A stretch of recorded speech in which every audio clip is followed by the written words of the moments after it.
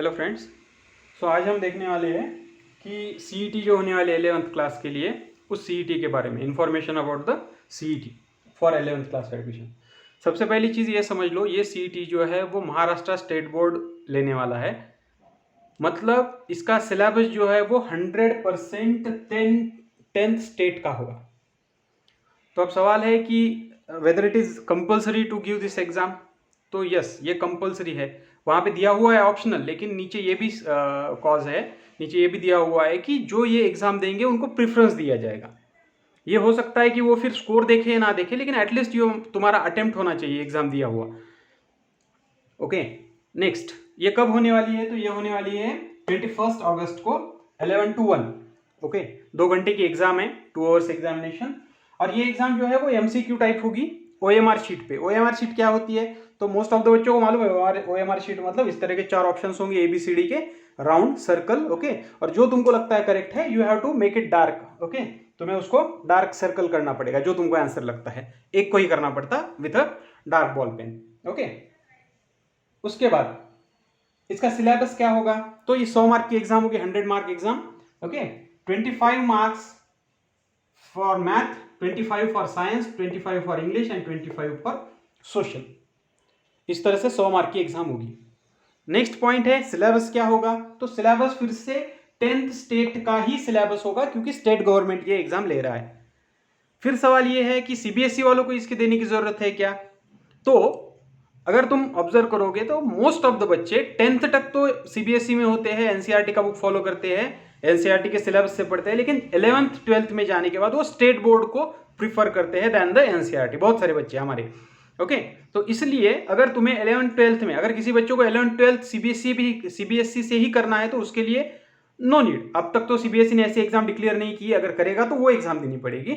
लेकिन most of the बच्चे जो करते हैं 10th तक सीबीएसई सिलेबस फॉलो करते हैं, 10th के बाद 11th 12th को अपना स्टेट बोर्ड का सिलेबस फॉलो करते हैं। तो उन बच्चों के लिए ये एग्जाम कंपलसरी है। अगर ये स्टेट बोर्ड ले रहा है तो सिलेबस भी स्टेट बोर्ड का होगा। तो सवाल है कि फिर एनसीईआरटी के बच्चों ने क्या करना?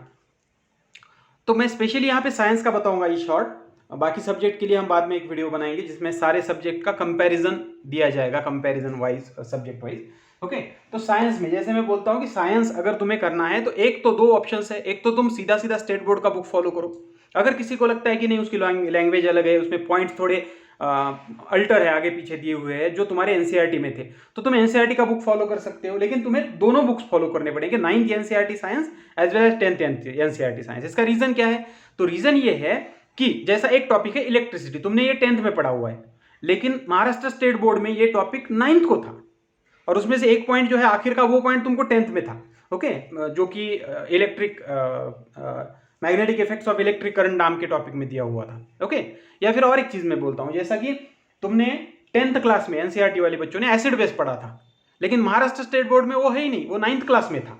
ओके, तो तुमको अब एसिड बेस पढ़ने की जरूरत नहीं। और एक टॉपिक जैसा ग्रेविटेशन, ग्रेविटेशन एनसीईआरटी वाले बच्चों ने 9th में पढ़ा था, तो वो बच्चे भूल गए होंगे, लेकिन स्टेट बोर्ड में ये सिलेबस, ये टॉपिक 10th क्लास के साइंस में था, तो 100% इसके ऊपर सवाल आएंगे। तो इसलिए तुम्हें एक तो स्टेट बोर्ड का बुक फॉलो करो, ओके, अदरवाइज एनसीईआरटी के बुक साइंस के लिए 9th + 10th फॉलो करो। बाकी सब्जेक्ट के लिए तुम यही कर सकते हो, सीधा सीधा 10th स्टेट बोर्ड का सिलेबस लो। ओके, इंटरनेट पे सिलेबस अवेलेबल होता है, तुमको कहीं से भी तुम डाउनलोड कर सकते, और कंपेयर करो 10th के साथ। और एक चीज ध्यान में रखो, टेंशन लेने की जरूरत नहीं स्टेट वालों को। क्यों? क्योंकि सिलेबस उन्हीं का है। और एनसीईआरटी वालों को भी टेंशन लेने की जरूरत नहीं। क्यों?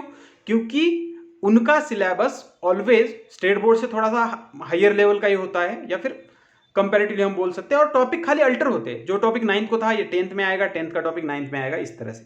जैसा मैंने बोला, एसिड बेस तुम 10th में पढ़ते हो तो उन बच्चों को 10th में नहीं था, वो 9th में पढ़ लिया उन्होंने। ओके, तुम इलेक्ट्रिसिटी 10th में पढ़ते हो, उन्होंने 9th में पढ़ लिया, ग्रेविटेशन उन्होंने 9th में पढ़ लिया, इस तरह से अल्टर होते रहते हैं। ओके, तो इसलिए स्टेट वालों का उन्हीं का सिलेबस, इसलिए टेंशन नहीं लेना है। और सीबीएसई वालों ने कहीं ना कहीं तुमको हुआ है, और सीबीएसई वालों का नॉर्मली सिलेबस हाई थोड़ा सा लेवल का होता है, इसलिए उनको भी टेंशन लेने की बिल्कुल जरूरत नहीं। Okay, so I hope it will helpful. Okay, thank you.